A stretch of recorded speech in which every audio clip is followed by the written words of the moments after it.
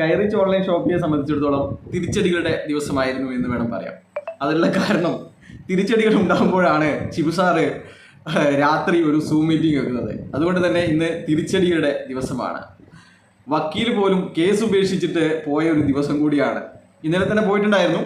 പക്ഷേങ്കിൽ ഇന്ന് നമുക്കൊക്കെ വ്യക്തമായിട്ടും മനസ്സിലാക്കിയ ഒരു കാര്യമാണ്, കമ്പനിയെ ഷാ വക്കീൽ തന്നെ ചതിച്ചു, അല്ലെങ്കിൽ ഷാ വക്കീൽ പാലം വലിച്ചു എന്നുള്ളത്. ഷാ വക്കീലായിരുന്നു ഈ കേസ് 2 മാസം കൊണ്ടു നടന്നത്. 3 മാസത്തോളം കൊണ്ടു നടന്നത് ഷാ വക്കീലായിരുന്നു. ഷാ വക്കീലാണ് 71 ദിവസത്തെ ആ ഒരു ചെറിയൊരു ന്യൂനത കണ്ടുകൊണ്ട് ഇവരെ വീണ്ടും പൂട്ടിച്ചത് ഷാ വക്കീലാണ്.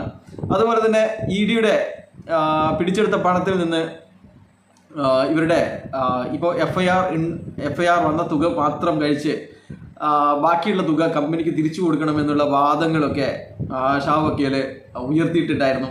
അതൊക്കെ ഒരു നല്ല നീക്കം തന്നെയാണ്. പക്ഷേ അതൊക്കെ പാളിപ്പോയി എന്നുള്ള കാര്യങ്ങളാണ്.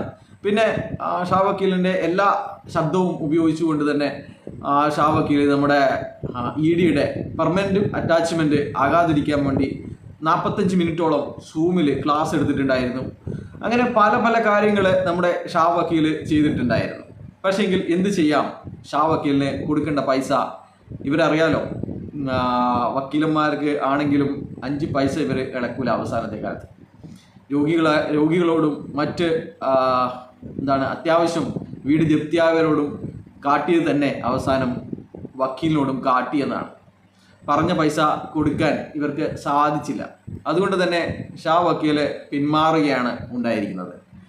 എന്നിട്ടും അതൊന്നും മനസ്സിലാക്കാതെ ചില മണ്ടന്മാർ നമ്മുടെ ഷാ വക്കീൽ തന്നെയാണ് എന്ന് പറഞ്ഞതുകൊണ്ട് ചില വോയിസുകളൊക്കെ ഇടുന്നത് കണ്ടു. അവരോടൊന്നും പറഞ്ഞിട്ട് കാര്യമില്ല. അതുപോലെ തന്നെയാണ് രാത്രിയുള്ള സൂം മീറ്റിങ്ങുകളിൽ ഏറിയ പങ്കും നമ്മുടെ ഷിബു സാറ് എടുത്തിരിക്കുന്നത് ഇവരുടെ ലീഡർമാരുടെ ചെയ്തികളെക്കുറിച്ച് പറയാൻ വേണ്ടിയിട്ടാണ്. ലീഡർമാർ ചതിച്ചു എന്ന് തന്നെയാണ് പറയുന്നത്. ലീഡർമാർ കോടികൾ ഉണ്ടാക്കിയ അദ്ദേഹം 1, 2, 3, 4, 5, 6, 7, 8, 9, 10 വരെയൊക്കെ എണ്ണുന്ന കണ്ടു.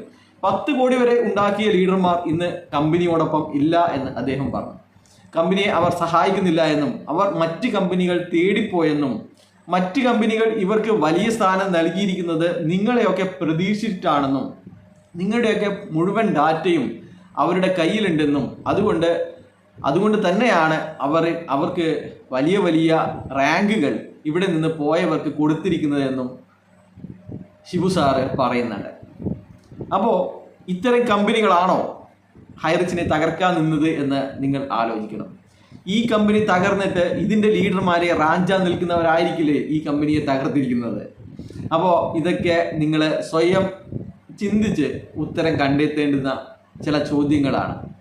അപ്പോൾ അയ്യൂബ് ഖാനെ കുറിച്ചും നമ്മുടെ ജിനിൽ ജോസഫിനെ കുറിച്ചും ഒക്കെ പേരെടുത്ത് പറയാതെ നമ്മുടെ ഷിബു സാറ് പറയുന്നുണ്ട്. ഷിബു സാറ് മറ്റമ്മലമ്മലൊന്നും പോയിട്ടില്ല. അദ്ദേഹം നിത്യവൃത്തിക്ക് അമ്മി കൊത്തിയിട്ടാണ് ജീവിക്കുന്നത് എന്നാണ് ചില വാട്സപ്പ് വോയിസുകളിൽ നിന്ന് മനസ്സിലാക്കുന്നത്. അപ്പോൾ എന്തായാലും ഈ കമ്പനിയെ ഇനിയും കാത്തിരിക്കുന്നവർ നിരാശരാകും എന്ന് മാത്രമേ പറയാനുള്ളൂ. നിങ്ങൾക്ക് ചിലപ്പോൾ പുറമെ നെഗറ്റീവ് പറയുന്നവർക്കാണ് നിരാശ എന്ന് പറയെങ്കിലും നിങ്ങളുടെ ഉള്ളിലെ സങ്കടം നിങ്ങൾക്ക് പുറമേ കാണിക്കാതിരിക്കാൻ പറ്റാതായിരിക്കുന്നു എന്ന് വേണം പറയാൻ. അപ്പോൾ എന്തായാലും നിങ്ങൾ നിങ്ങളുടെ ഇഷ്ടം പോലെ ചെയ്തോളി എന്ന് മാത്രമേ പറയാനുള്ളൂ. ബൈ.